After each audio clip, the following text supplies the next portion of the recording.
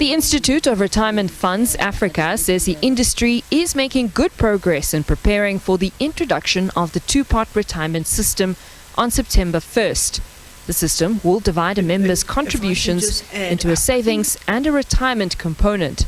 There will also be a third component containing the fund members' contributions up to the 31st of August. I've never seen role players and an ecosystem come together as I have seen with the two-pot. And that really gives complete truth to the words better together. Right from industry, administrators, consultants, employers, asset managers, parliament, our regulators, SARS, everyone has come together to ensure that come the 1st of September, we are ready as an industry. And yes, there will be hiccups. That's inevitable. The IRFA says its work will not be disrupted by post-election uncertainty. We cannot claim that politics has got no impact in our industry. But I want to assure you that our retirement industry is very, very stable. We have had a lot of discussions vis-a-vis changing the legislation within the industry itself. And government has been on board all along. And we therefore believe that even if we have a government of national unity or a coalition, our industry will continue to be stable. The IRFA has reiterated that members will only be allowed to withdraw retirement funds accumulated from the 1st of September. Nosipho Khatebe, SABC News, Johannesburg.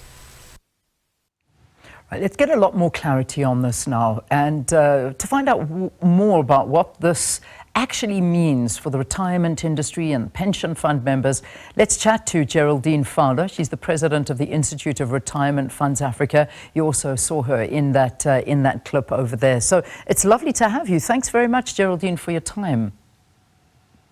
Thank you very much, Leanne. I must say I looked very serious in that clip, eh? you did. You looked very, very serious. Even I was a little bit serious now. A little bit scared, but this is now an important aspect because a lot of people are watching and we need some information about how this is actually going to work. People are thinking, this is it. I'm going to draw all my money, going on a brilliant holiday. Everything's going to be great. But it's not like that, is it? Perhaps you can just explain to us exactly how this is going to work. Yes, thanks, Leanne. No, you're quite correct. It is not quite like that. So, first of all, I think you alluded to it earlier on. I think members need to understand there is no need for anyone to say, oh, I better now resign and withdraw my money because come 1 September, I'm not going to get hold of my money. That is not true. Come the 1st of September, there's new laws that apply to your money that will accumulate from that point onwards. Your money as at that point will forever be dealt with in terms of the laws that led up to the 31st. And yes, come the 31st of August, there will be calculations done as to the value that is held in each member's retirement fund account. And the new law says that 10% of that, subject to a maximum of 30,000 Rand, can be transferred as a seed capital into what will be called your savings component or your savings pot. The member can then, once a tax year, make a withdrawal in the event where there's financial distress or they need some money, they can make a withdrawal from their savings pot.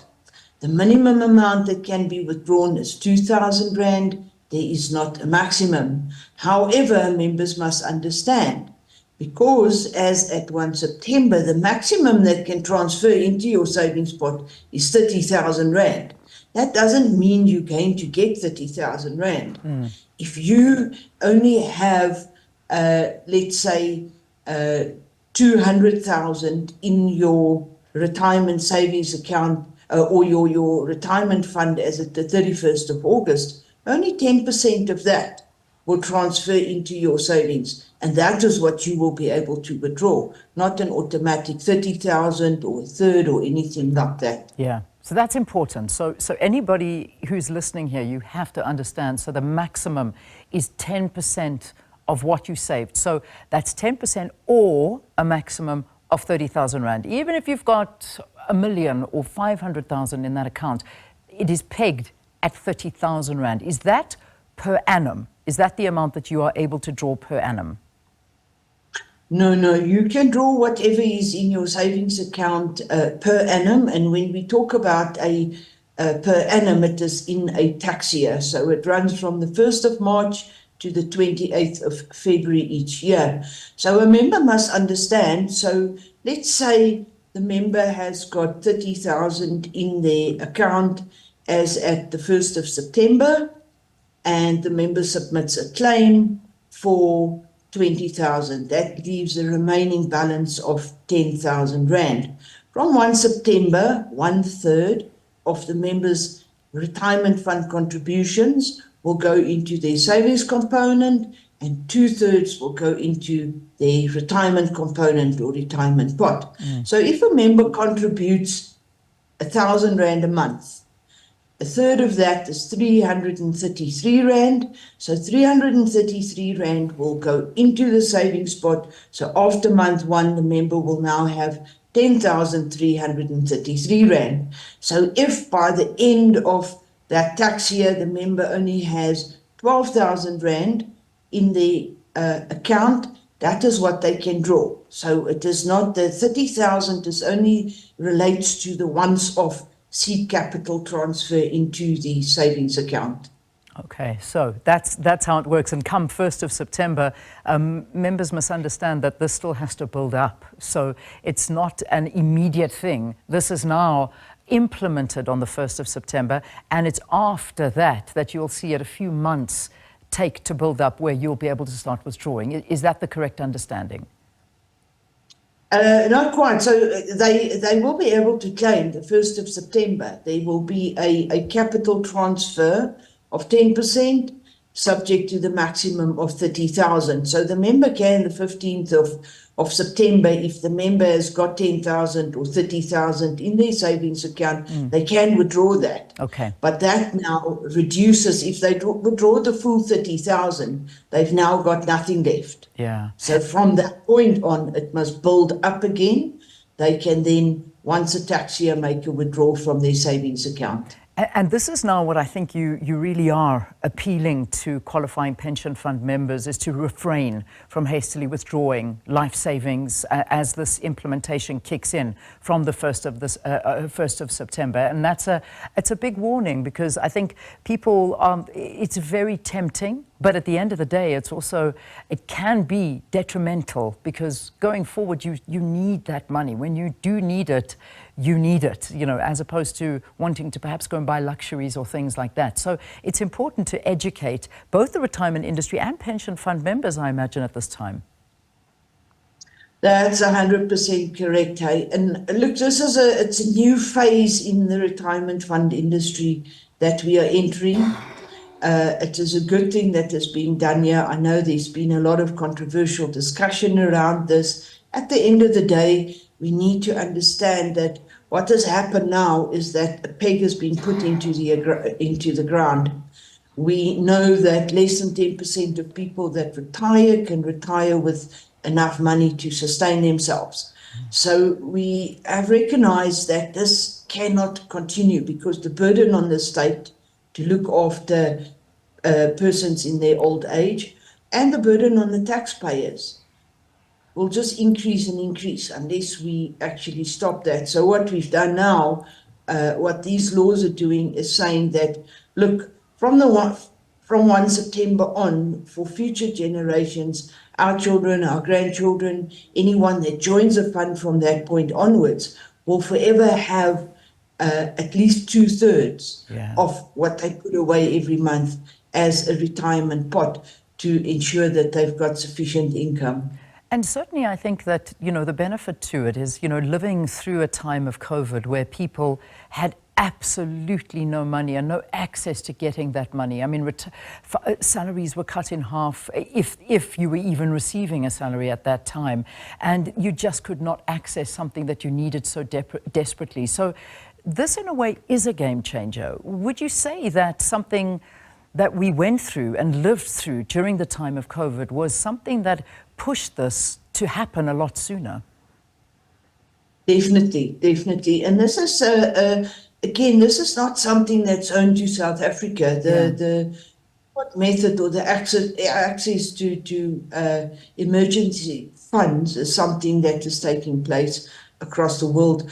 South Africa, in fact, a lot of countries globally are looking at South Africa's system that's been put in place because it is really believed to be a game changer, as you say. Yeah. And certainly COVID brought about the very big need for access to some of your savings where financial distress is experienced. And I think we have now reached a point where we are giving that and recognizing that, yet saying, look, at the same time, there's a big need also to actually ensure that people have got money when they retire. So yes, I believe the law that now allows members to access their money certainly will help where there is financial distress experienced. Yeah.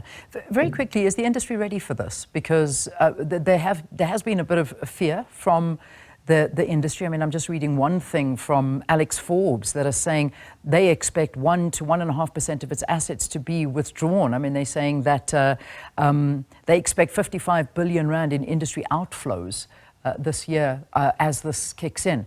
Is the industry ready? Are they scared of this, to be honest? Yes, we are. But look, as I said in the media launch yesterday, the industry has really worked really hard to ensure that we meet the expectation of being ready the 1st of September. I believe we will be 99.9% there. And yes, as with any big changes, I'm sure there will be a few hiccups, but we are doing everything in our power with the support from Parliament, the regulators, the entire ecosystem, doing everything possible to be ready. It is scary times, but we are committed to meeting what needs to be met. I want to talk to you about tax implications, because this is an important aspect as well. Where do I get taxed in all of this? Do I get taxed every time I withdraw from there? I mean, as we say, it's that cap, that money, that 10% that I want to take out. Do I get taxed on that? How does this work? Talk to us about the tax implications here. Yes, it will be taxed. So that is not such good news for members. No, but not at all. Their money, and in order to act as a deterrent for members to draw without thinking about it, the tax rate that will be applied to your savings withdrawal amount will be your marginal tax rate. So your marginal tax rate is your higher of the two tax rates at which you can be taxed. Generally, are concessions that apply to retirement fund withdrawals, and the rate that is applied to that is generally lower. Your marginal tax rate is your maximum rate that you can be taxed at. So let's say a member submits a savings withdrawal claim of 12,000 Rand. Member must remember that is not the amount that they're going to get in pocket. Yes. That amount is first going to be taxed. The administrator of the fund will apply to SARS for a tax directive. A tax directive will be issued, and the administrator will be told what amount to deduct. That will be deducted. So if SARS deducts 3,000 Rand, the member is only going to get 9,000 Rand out. And obviously, if there are transactional fees that's applied, that will also be deducted. But we have also been told by SARS that any members that have got arrear taxes that is owed to SARS, that will also be deducted from the savings withdrawal. So it's very important for members to ensure that their tax affairs are in order, that their tax numbers are in order, because obviously if a member submits a claim and their tax reference number is not in good standing, or it might have changed, the administrator or the fund is not going to be able to obtain a tax directive from SARS and will not be able to settle the claim. So members must ensure that their tax affairs are 100% in order. Wow, okay. That is a bit of a game changer, because getting taxed on every time that you withdraw, it could be turning into a very costly affair for you, and along the line you're actually losing money. My question to you is, and I imagine that there's so many questions people want to know, but what would you say is more beneficial for somebody who has that, to wait for one amount? Once you've retired, you pull out that amount, you get taxed on that amount, obviously. Does it work out to less than going and withdrawing all the time and being taxed on those smaller amounts that you pull out? I know it's a bit of financial advice I'm asking you for here, but I suppose it might help people make that decision. 100%. That's such a good question, Leanne, because members must remember, rather, the tax rate that's going to apply to your savings withdrawal is far higher than the tax rate that's going to apply when you retire. And also remember, you get a certain amount tax-free, 550,000 when you retire. Now, that you get tax-free, so if you have got, let's say, a lump sum amount of 2 million rand when you retire, you're going to get a tax-free amount of 500,000, or maybe it's a little bit less than, I'll use 500,000. So you're only going to be taxed on 1.5 million. Okay. But what is happening is that every time you make a withdrawal from your savings account, you actually reducing the tax-free amount that you're going to get at retirement. And also what is happening is that, remember, at retirement you're allowed, the law says 1/3 of the value of your account you can take as a cash lump sum. And what's happening every time you withdraw from your savings account, that lump sum, cash lump sum that you by law can withdraw when you retire, is actually reducing. So if you're going to withdraw 100,000 out of your savings account during your working lifetime, when you get to retirement, the lump sum you can take is going to be reduced by 100,000. Geraldine, I'm going to have to leave it there. You've given us some amazing information here, but we urge you as a pension fund member, go out, do more homework. But I think Geraldine's given us some great information there. She, of course, is the president of the Institute of Retirement Funds, talking to us about that implementation of the two-pot retirement system that comes into effect on the 1st of September.